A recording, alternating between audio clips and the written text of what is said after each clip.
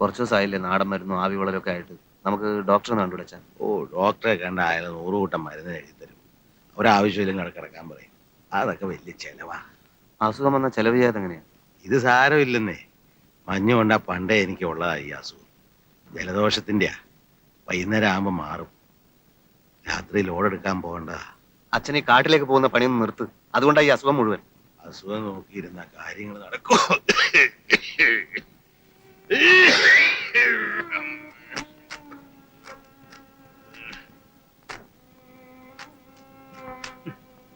ഇതൊക്കെ ആരെ കാണിക്കാനാണ് നിന്റെ വിചാരം? ഏത്?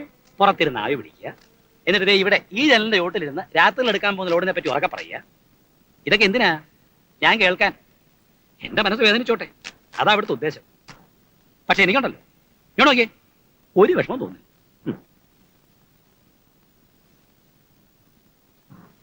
പുറത്ത് മഞ്ഞ് വീണാ ജലദോഷം വരുന്ന ആളാണെന്നറിയാം. പിന്നെ എന്തിനാ ഇത്രയും ബുദ്ധിമുട്ട് രാത്രി ലോറി എടുത്ത് കാട്ടിലേക്ക് പോയത്? എന്നെ തോപ്പിക്കാൻ. കാണുന്നവര് പറയുമല്ലോ, ആ ശങ്കരൻ നായർ പാവം, കൃഷ്ണൻ ഉണ്ണി ദുഷ്ടൻ.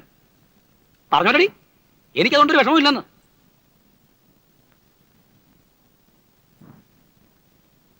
അല്ല, രാഘവമ്പാലം കിടന്ന് കഷ്ടപ്പെടുന്നതിനാ ഞാൻ പറഞ്ഞിട്ടാണോ? പറയാനുള്ളത് എന്ത് ഞാൻ മോത്തോയെ പറയും. അന്നും അത്രേ നടന്നിട്ടു. പിന്നെ വാശിയാണെങ്കിൽ ഞാനും വാശിയുള്ളവനാ. അത് മാറ്റാൻ ഈ പണി കൊണ്ടൊന്നും പറ്റുകയല്ല. അസുഖമാണ്, അധ്വാനം കൂടുതലാണ്, അതെല്ലാം എന്റെ കടം തീർക്കാനാണ്. ആയിക്കോട്ടെ, ഇങ്ങോട്ടില്ലാത്ത കടപ്പാടൊന്നും എനിക്ക് അങ്ങോട്ടും ഇല്ല. എടി, നീ എന്തെങ്കിലും വാ തുറന്ന് പറ. അല്ല, ഞാൻ ആലോചിക്കായിരുന്നു, ആ, മോന് ട്രിപ്പിൾ എടുക്കാൻ കുഞ്ഞമ്മയും കുട്ടി ആശുപത്രി പോയാൽ എന്താന്ന്.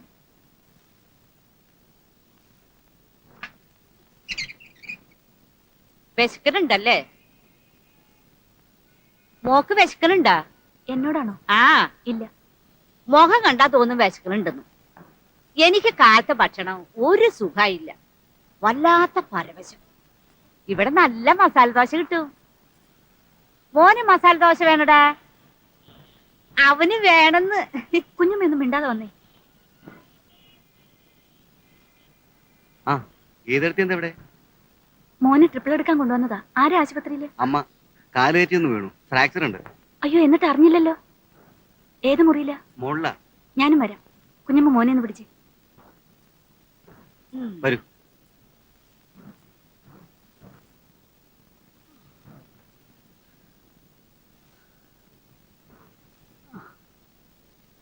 വേണ്ട വേണ്ട, എണീക്കണ്ട. ഞാൻ മോനെ ട്രിപ്പിൾ എടുക്കാൻ വന്നപ്പോഴാ ശിവനെ കണ്ടത്.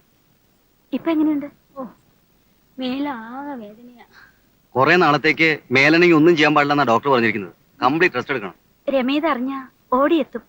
അവൾ എപ്പോഴും പറയും അമ്മയുടെ കാര്യം. അവള് വരില്ല. അവളെ ഞാൻ അത്ര വെറുപ്പിച്ചിട്ടുണ്ട്. അതൊന്നും സാരമില്ല. രമ ഇപ്പോഴും കുട്ടികളെ പോലെയാ. പറയുന്ന സമയത്തേ ഉള്ളൂ, മനസ്സിലൊന്നുമില്ല. ശിവനോട് ഒറ്റയ്ക്ക് നിന്നാൽ എങ്ങനെയാ? പോയി രമയെ വിളിച്ചോണ്ട് വാ. ഞാൻ പറഞ്ഞതാ അവനോട്, കേക്കണ്ടേ?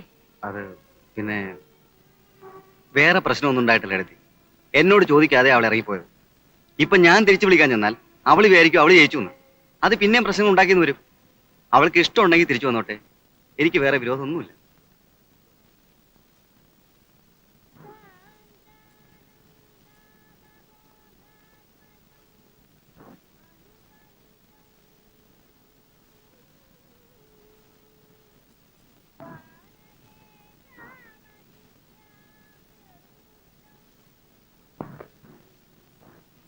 എന്നോട് മിണ്ടാൻ രമയ്ക്കും വിഷമമുണ്ടോ? പേടിക്കണ്ട. ഇവിടെ ആവുമ്പോ അച്ഛനും ചേട്ടനും ഒന്നും കാണില്ല. ഏടത്തി, അച്ഛന്റെയും ചേട്ടന്റെയും സ്വഭാവത്തിന്റെ ഒരു അംശം രമയുടെ സ്വഭാവത്തിലുണ്ടല്ലേ? അതുകൊണ്ടല്ലേ ഏടത്തി ഞാൻ അങ്ങോട്ട് വരികയോ ഏടത്തിയോട് സംസാരിക്കുകയോ ചെയ്താ അത് കൂടുതൽ പ്രശ്നങ്ങൾ ഉണ്ടാക്കിയാലോ എന്ന് വെച്ചിട്ടാ. മോനെ ഒന്ന് കാണാൻ എത്ര പ്രാവശ്യം ഞാൻ ആ ജനലിൽ കൂടെ നോക്കിയിട്ടുണ്ടെന്നോ? അതല്ല ഞാൻ പറഞ്ഞത്. നീ ശിവന്റെ വീട്ടിൽ നിന്ന് വന്നിട്ട് ഇപ്പൊ എത്ര നാളായി? നീ വന്ന വിവരം അറിഞ്ഞപ്പോ ആദ്യം തമാശയായിരിക്കും എന്നാ കരുതിയത്. പിന്നെ തോന്നി സൗന്ദര്യപ്പണക്കാണെന്ന്. ഇപ്പൊ കുറെ നാളായില്ലേ രമേ? എന്താ നീ ഉദ്ദേശിച്ചിരിക്കുന്നത്? അതൊന്നും ഏടത്തിക്ക് അറിയില്ല. ഇല്ല, പക്ഷെ ഒന്നറിയാം, കൂടുതൽ അബദ്ധത്തിലേക്കാണ് ഈ പോക്കുന്നത്. നിന്റെ ഇഷ്ടത്തിന് നീ തന്നെ തെരഞ്ഞെടുത്ത ആളാണ് ശിവൻ, അല്ലേ? അങ്ങനെ എന്തെങ്കിലും അഭിപ്രായ വ്യത്യാസങ്ങൾ ഉണ്ടെങ്കിൽ തന്നെ അത് നിങ്ങളല്ലാതെ മറ്റാരും അറിയാതിരിക്കുന്നതാണ് നല്ലത്. എന്റെ സ്ഥാനത്ത് ഏടത്തിയായിരുന്നെങ്കിൽ ഇതിനു മുൻപ് അവിടുന്ന് പോന്നേനെ. ആ തള്ള അത്രയ്ക്ക് എന്നെ വേദനിപ്പിച്ചിട്ടുണ്ട്. അവര് പറയുന്നൊക്കെ ശിവൻ ചേട്ടന് വേദവാക്യ. എന്റെ വാക്കിന് അവിടെ ഒരു വിലയില്ല. ശിവനെ പ്രസവിച്ച് വളർത്തി വലുതാക്കിയത് ആ സ്ത്രീയാണ്. അവന്റെ മേൽ നിനക്കുള്ളതിനേക്കാൾ സ്വാതന്ത്ര്യം ആ അമ്മയ്ക്കുണ്ട്. എന്നുവെച്ച് അവർ ചെയ്യുന്നതൊക്കെ ശരിയാണെന്നല്ല ഞാൻ പറഞ്ഞു വരുന്നത്. സ്വന്തം മകനിലുള്ള സ്വാതന്ത്ര്യം പെട്ടെന്നൊരു ദിവസം മറ്റൊരു പെൺകുട്ടിക്ക് മുമ്പിൽ നഷ്ടപ്പെടുമ്പോൾ ചില അമ്മമാർക്ക് അങ്ങനെ തോന്നും. അതൊക്കെ കണ്ടില്ലെന്ന് വെക്കുകയാണ് വേണ്ടത്. ആ അമ്മ ഇനി എത്ര കാലം ഉണ്ടാവും? നാളെ ഒന്നിച്ച് ജീവിക്കേണ്ടവർ നിങ്ങൾ മാത്രമല്ലേ? ഞാനിന്നലെ ശിവനെ കണ്ടിരുന്നു. എവിടെ വെച്ച്? ആശുപത്രിയിൽ വെച്ച്. ആ അമ്മ സുഖമില്ലാതെ കിടക്കുകയാണ്. മറ്റൊരാളുടെ സഹായം ഇല്ലാതെ കുറെ നാളത്തേക്കെങ്കിലും അവർക്ക് നടക്കാൻ കഴിയില്ല. എന്നെ വേദനിപ്പിച്ചതിന് ദൈവം കൊടുത്ത ശിക്ഷയാ. പക്ഷേ അത് നിന്നെ രക്ഷിക്കാനും കൂടിയാണ്. ഇതുപോലൊരവസരം നിനക്കിനി കിട്ടില്ല രമേ. ഒരു മരുമകളുടെ ആവശ്യം ഇപ്പോഴാണ് അവർക്ക് മനസ്സിലാക്കി കൊടുക്കേണ്ടത്. അത്ര ആവശ്യമുണ്ടെങ്കിൽ ശിവൻ ചേട്ടൻ വരട്ടെ എന്നെ വിളിക്കാൻ. വിവാഹം കഴിഞ്ഞാൽ ഭർത്താവിന്റെ വീടാണ് പെൺകുട്ടികളുടെ വീട്. സ്വന്തം വീട്ടിൽ അവൾ എന്നും ഒരു ഭാരമായിരിക്കും. നീ അടക്കം. സ്നേഹമുള്ളതുകൊണ്ട് മറ്റുള്ളവരാരും അത് പറയില്ലെന്ന് മാത്രം. ആരും വിളിക്കാതെ തന്നെ നീ തിരിച്ചു ചെല്ലണം. അവർക്കൊരാപത്ത് വരുമ്പോൾ നീ മാത്രമേ ഉണ്ടാവൂന്ന് അവർ മനസ്സിലാക്കണം. നോക്ക്, നിനക്ക് നല്ലത് വരണമെന്ന് ആശ കൊണ്ടാ ഏട്ടത്തി ഇങ്ങനെ നിർബന്ധിക്കുന്നത്. രമേ, വേണ്ടെന്ന് വെക്കാൻ എളുപ്പമാണ്. പക്ഷേ കൈവിട്ടു പോകുന്നൊന്നും പിന്നീട് തിരിച്ചെടുക്കാൻ കഴിഞ്ഞെന്ന് വരില്ല.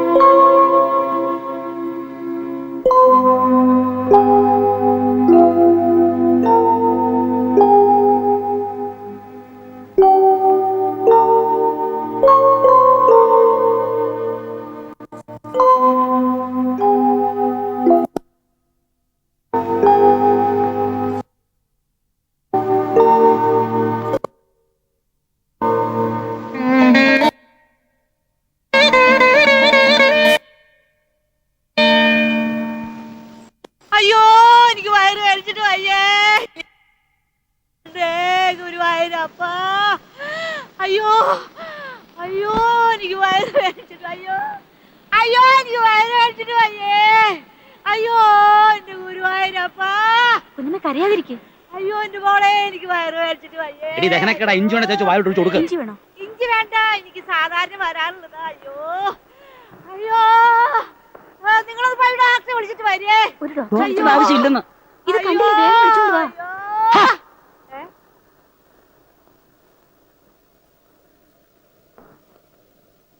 അയ്യോ എന്റെ മോളെ, എന്റെ മോളെ.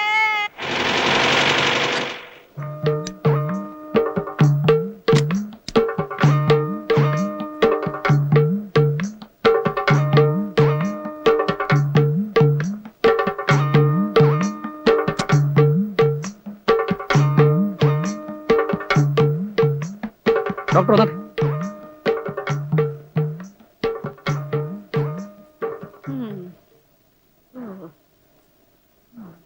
അയ്യോ അയ്യോ അയ്യോ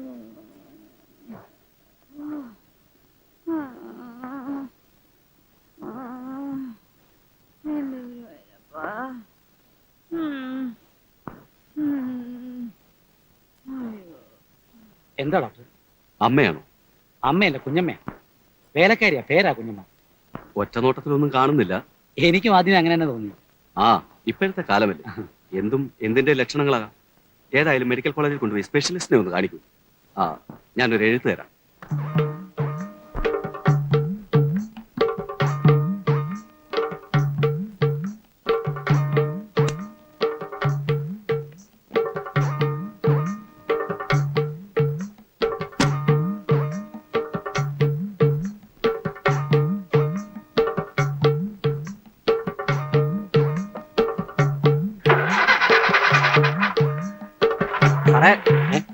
ഓ,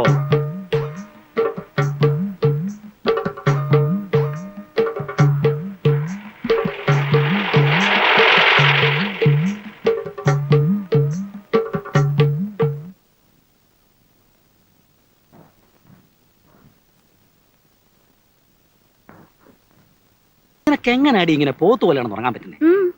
ആ കുഞ്ഞമ്മയുടെ കാര്യം ആലോചിച്ചിട്ട് ഒരു സമാധാനമില്ല. കുഞ്ഞമ്മയ്ക്ക് ഇപ്പൊ കുറവുണ്ടല്ലോ. ആരുടെ അസുഖത്തെ പറ്റി അല്ലെന്ന്. അവരെ ഇവിടെ എങ്ങനെ ഒന്ന് പറഞ്ഞയക്കാതെ മനസ്സിന് ഒരു സമാനമില്ല. സുഖമില്ലാതിരിക്കുമ്പോ നമ്മൾ എങ്ങനെയാ പറഞ്ഞയക്കുക? എന്റെ പൊന്ന് ഈരെ, അവർക്ക് ഒരസുഖവും ഇല്ല. ഒക്കെ തന്നെത്താൻ തീരുമാനിച്ചാ മതി. തീരുമാനിച്ച കാര്യമായി പറയുന്നത്. നല്ല തടിമുടുക്കുള്ള ആമ്പളുണ്ട് അവർക്ക്. കൊണ്ടുപോട്ടെ, മെഡിക്കൽ കോളേജിലോ എവിടെങ്കിലും. ഈ മാസത്തെ ചെലവ് എത്രയാണെന്നറിയോ? പലചരക്കടയിലെ വെല്ലുവിളിട്ട് എന്റെ പ്രാണം പോയി. ഓ, ലോകത്തെവിടെ യുദ്ധം ഉണ്ടായാലും വിലക്കയറ്റം ഉണ്ടാകുന്ന ഈ നാട്ടിലാണ് എന്റെ ഈശ്വര. പാല്, വിറക്, മോര്, മണ്ണെണ്ണ, കുഞ്ഞമ്മ. 1300 രൂപ ഇതിനകം. ഇനിയും കിടക്കുന്നു മാസം തീരാൻ ബാക്കി. നേരത്തെ വീട്ടു ചെലവിന് മാസം തോറും നമ്മള് 1000 രൂപയല്ലേ കൊടുത്തോണ്ടിരുന്നത്?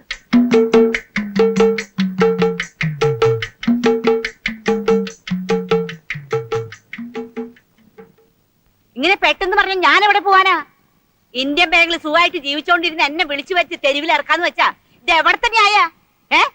ഓ, ആ സദാശിവമ്പിള്ള സാറിന് പണ്ടേ എന്നോട് വിരോധം. പക്ഷെ ഈ കുലച്ചത് നീ വിചാരിച്ചില്ലടി. നിങ്ങൾ ഇറങ്ങിയൊന്ന് അന്വേഷിക്കണ്ടേ കുഞ്ഞമ്മേ? നിങ്ങളെപ്പോലുള്ളവർക്ക് നല്ല ഡിമാൻഡുള്ള സമയമായിപ്പോ. ഞാനൊരു കാര്യം പറയട്ടെ. സാറ് ബാങ്കിൽ ഒരു ക്ലർക്കല്ലേ? അതിപ്പോ നാളെ മാനേജർ ആയിരിക്കും. ഏത് ബാങ്കിലാ ഒരു മാസത്തെ നോട്ടീസ് ഇല്ലാതെ ആളെ പിരിച്ചുവിടുന്നത്? ബാങ്ക് പോലാണോ വീട്? എനിക്ക് ബാങ്ക് പോലെ എന്റെ വീട്. ഇതെന്തൊരു കഥയാ? ഇനി ഒരു ജോലി തേടി പിടിക്കണമെങ്കിൽ 2 മാസാവും. അത് വരെയുള്ള കാശും കിട്ടും. ചെയ്യാത്ത ജോലിക്ക് കാശോ? ഒന്ന് കേറിയ കാലം മുതൽ പെഴ്സിന്ന് കാശ് പോകുന്ന ഞാൻ അറിയുന്നില്ല. അതെ, ഈ നഷ്ടം കൂടെ സഹിക്കുന്ന ബുദ്ധി. എന്നാലും ഒരെന്നാലും ഇല്ല, അല്ലെങ്കിൽ പ്രശ്നം കൂടും.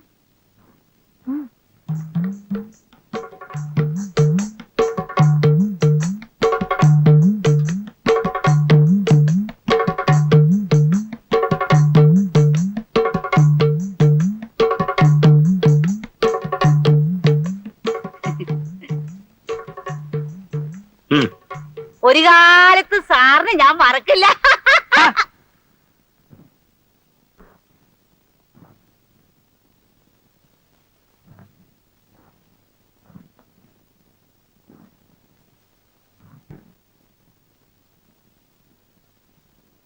കാശുണ്ടെങ്കിൽ എത്ര അമ്മമാരെ കിട്ടുമെന്നാ പറഞ്ഞത്?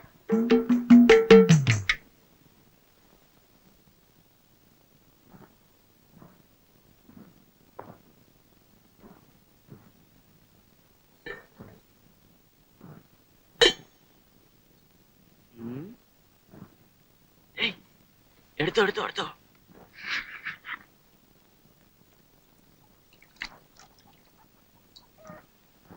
അമ്മേ, ഞാൻ ഇനി നാടകത്തിന് പോകുന്നില്ല. നാരായണൻകുട്ടി മേനോന്റെ റേഷൻ കടയിൽ കാർഡ് പതിപ്പിക്കാൻ ഒരാൾ വേണമെന്ന് പറഞ്ഞിരുന്നു. ശമ്പളം കുറച്ചേ ഉണ്ടാവും, എന്നാലും സ്ഥിരമായിട്ടൊരു വരുമാനമാവുമല്ലോ.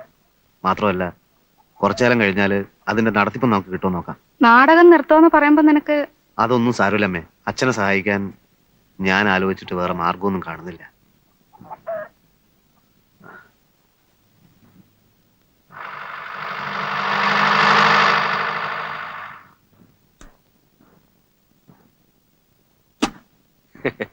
നമസ്കാരം. നമസ്കാരം.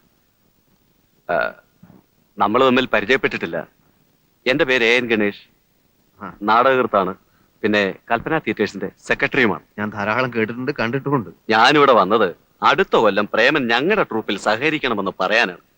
പ്രേമന് ചെയ്യാൻ പറ്റിയ നല്ലൊരു വേഷമുണ്ട്. ഞാനിപ്പോ നാടകത്തിനൊന്നും പോകണ്ടെന്ന് വിചാരിച്ചിരിക്കുകയാണ്. ആശാനെ, ഇങ്ങനൊരു അവസരം പിന്നെ കിട്ടില്ല. ഞങ്ങളുടെ ബാനർ വാല്യൂ അറിയാമല്ലോ. നമ്മുടെ ടീക്കയാണ് ഡയറക്റ്റ് ചെയ്യുന്നത്. പക്ഷേ ഞാനത് ആശാനെ, കാശിന്റെ കാര്യത്തിൽ പേടിക്കണ്ട. ഇതാ 5000 രൂപയുണ്ട് അഡ്വാൻസ്. ഓരോ നാടകത്തിനും 25 വെച്ച് പിടിക്കും.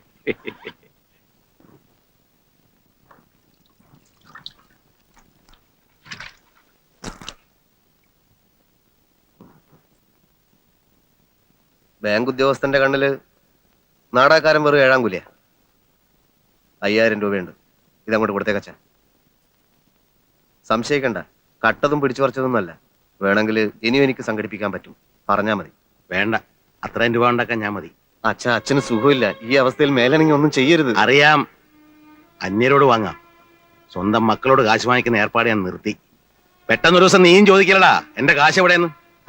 ഞാൻ വേണ്ട, മൂത്തവൻ എന്റെ ശത്രുവായി. പൈസയുടെ പേര് നീയും എന്നെ വെറുക്കുന്നത് എനിക്ക് വിഷമമുള്ള കാര്യം മോനെ.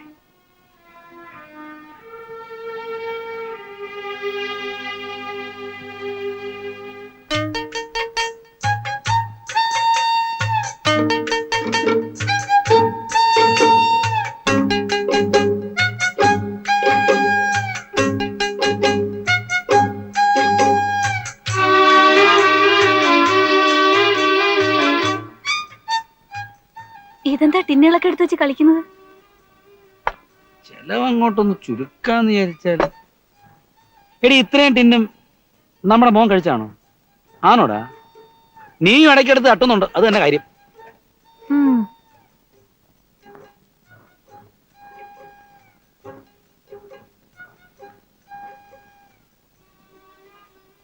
ഗീതേ, ഉം.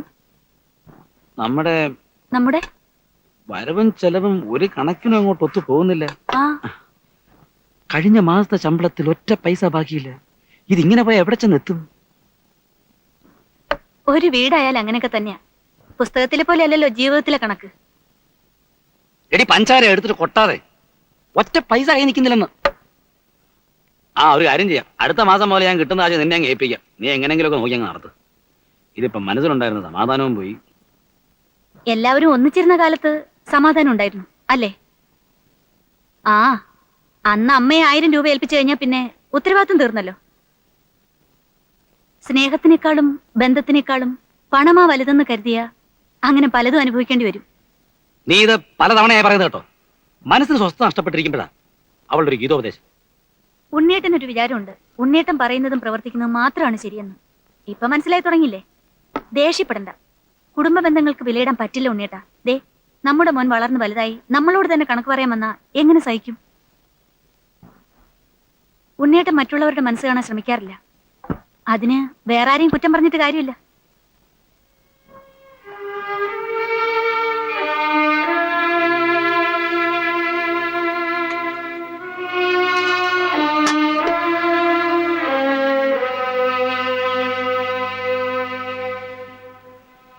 നീയെങ്കിലും എന്നെ മനസ്സിലാക്കാത്തത്. എന്റെ അച്ഛനും അമ്മയും എന്നെ കുറ്റം പറഞ്ഞോട്ടെ, സഹിക്കാം. പക്ഷെ നീ അത് പറയരുത്. മറ്റുള്ളവരുടെ മനസ്സ് കാണാൻ ഞാൻ ശ്രമിച്ചിട്ടില്ലെന്ന് നീ പറഞ്ഞു. എന്റെ മനസ്സ് കാണാൻ നീ ശ്രമിച്ചിട്ടുണ്ട്. ഞാനൊരിക്കലും എനിക്ക് വേണ്ടി മാത്രം ജീവിച്ചിട്ടില്ല. ഞാനൊരു സിനിമ കാണാറില്ല, പുറത്തുനിന്നൊരു ചായ കുടിക്കാറില്ല. എടി, പാന്റ് ഷർട്ട് എനിക്ക് ആഗ്രഹമായിട്ടല്ല. ഞാനിടുന്ന ഈ തുണിക്ക് മീത്തന് 20 രൂപയാ. എന്തിനാ? ആർക്കു വേണ്ടിയാ? ഞാൻ അല്പം ബുദ്ധിമുട്ടിയാലും നാളെ നിങ്ങൾ വിഷമിക്കാതിരിക്കാം.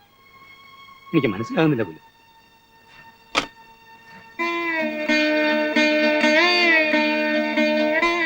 തെറ്റുപറ്റിയിട്ടുണ്ട്, പലരെയും വേദനിപ്പിക്കേണ്ടി വന്നിട്ടുണ്ട്. പക്ഷെ അതൊന്നും വേണമെന്ന് വെച്ചിട്ടല്ലായിരുന്നു.